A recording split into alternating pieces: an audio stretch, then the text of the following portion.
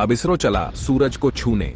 दोस्तों, ये है हमारे सूरज की सरफेस जिसका टेम्परेचर है 6000 डिग्री, और ये है हमारे सूरज का एक भाग कोरोना जिसका टेम्परेचर 20 लाख डिग्री है।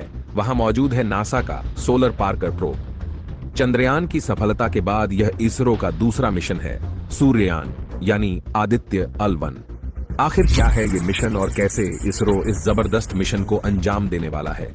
क्या यह भी सोलर पार्कर प्रोब की तरह सूरज के खतरनाक वातावरण में जाएगा?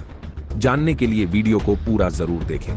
दोस्तों, हम सब जानते हैं कि 23 अगस्त 2023 वह ऐतिहासिक दिन बन चुका है जब इसरो के चंद्रयान 3 ने चांद को फतह किया, और इसी के साथ हमारा देश भारत चांद के साउथ पोल पर सक्सेसफुली लैंड करने वाला पहला देश बन चुका है। चांद पर भारत की इस ऐतिहासिक सफलता के बाद अब इसरो का दूसरा लक्ष्य है सूर्य। यह भारत का पहला स्पेस बेस्ड मिशन है जो सूर्य को स्टडी करने के लिए भेजा जा रहा है। आदित्य अल-1 का मतलब है कि आदित्य यानी सूर्य और अल-1 यानी लांगराज 1 पॉइंट, यानी एक ऐसा मिशन जिसे हमारी धरती और सूरज के बीच अल-1 पॉइंट पर भेजा जाएगा।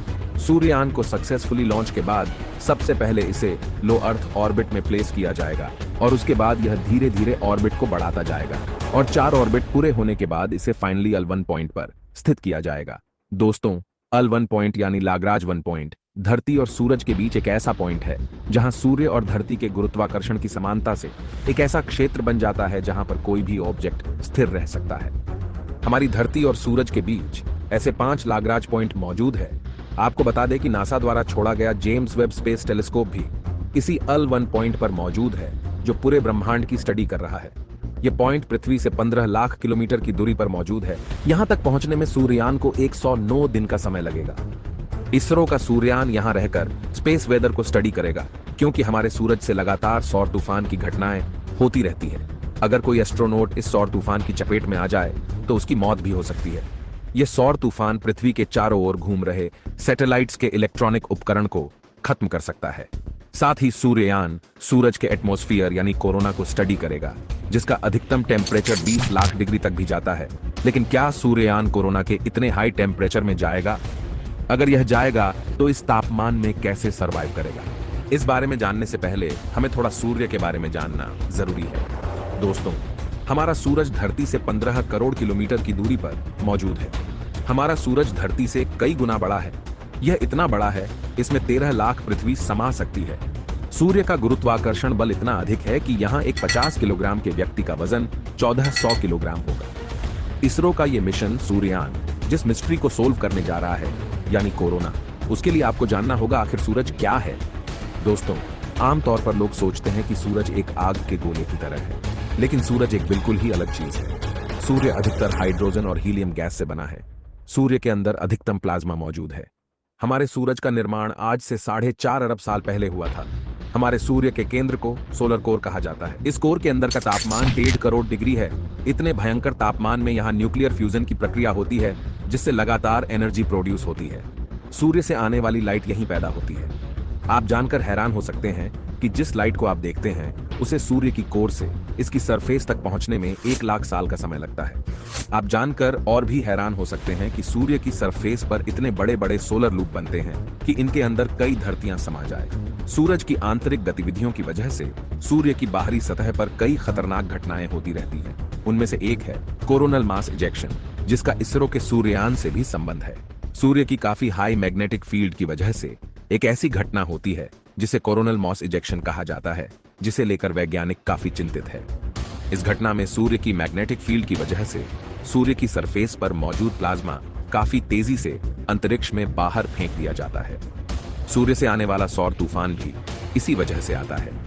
ऐसे में इस सौर तूफान में मौजूद प्लाज्मा के अंदर हाई एनर्जी चार्ज पार्टिकल्स होते हैं जो धरती के सैटेलाइट को नष्ट कर सकते हैं। स्पेस स्टेशन में काम कर रहे एस्ट्रोनॉट्स की जान के लिए खतरा बन सकते हैं, और ऐसे कई खतरे पैदा हो सकते हैं। लेकिन अगर कोई स्पेस मिशन लगातार स्पेस वेदर को मॉनिटर करे तो हम सूर्य से आने वाले खतरे को पहले से भांप सकते हैं। इसी वजह से इसरो धरती पर आ रहे इन खतरों से बचाने के लिए भेज रहा है सूर्ययान, जो कि अल-1 पॉइंट पर स्थित होकर हमें लगातार सौर तूफान की जानकारी दे सकता है।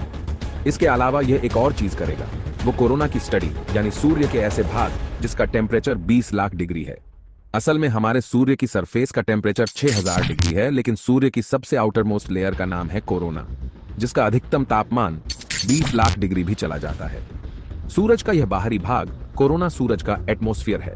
जब सूर्य ग्रहण होता है तब सूरज के चारों ओर जो भाग दिखाई देता है वही कोरोना है। यह एक बहुत बड़ा रहस्य है कि आखिर किसी भी वस्तु का बाहरी तापमान उसके आंतरिक तापमान से अधिक कैसे हो सकता है। यहां आप भी जानकर चौंक गए होंगे कि आखिर सूरज की सतह 6000 डिग्री है और उसका वातावरण कोरोना लाखों डिग्री में क्यों है। यह ऐसा ही है जैसे कोई समोसा बाहर से गर्म है लेकिन अंदर बर्फ से भी ठंडा है। वैज्ञानिक इसी मिस्ट्री को लेकर काफी हैरान है। नासा का सोलर पार्कर प्रोब भी सूर्य के इसी भाग कोरोना में रहकर इसकी जांच कर रहा है और वहीं सूर्ययान का लक्ष्य भी कोरोना की जांच करना है। लेकिन क्या नासा के सोलर पार्कर प्रोब की तरह यह भी कोरोना के अंदर जाएगा? क्या हमारा सूर्ययान भी 20 लाख डिग्री के वातावरण में जाने के लिए सक्षम है? तो दोस्तों, आदित्य L1 कोरोना की मिस्ट्री को जरूर सुलझाएगा, लेकिन स्मार्ट तरीके से। यह सूर्य को दूर से छुएगा। हमारा सूर्ययान L1 पॉइंट पर ही स्थित होकर लगातार कोरोना को स्टडी करेगा। इसके लिए यह इतने अधिकतम तापमान में नहीं जाएगा, क्योंकि इसरो ने फिलहाल से आदित्य L1 को इसके लिए डिजाइन नहीं किया है। हालांकि इसरो ऐसा स्पेस मिशन डिजाइन करने के लिए कैपेबल है, लेकिन सूर्ययान एक ऐसा मिशन है जिसमें एक नहीं बल्कि मल्टीपल ऑब्जेक्टिव है जिनके ऊपर यह काम करेगा। नासा का सोलर पार्कर प्रोब फिलहाल सूर्य के इतने अधिक तापमान में मौजूद है जो कोरोना की मिस्ट्री को सोल्व करने में लगा है। इसरो के आदित्य L1 और सोलर पार्कर प्रोब दोनों के डेटा को स्टडी करके वैज्ञानिक इस रहस्य को सुलझाएंगे।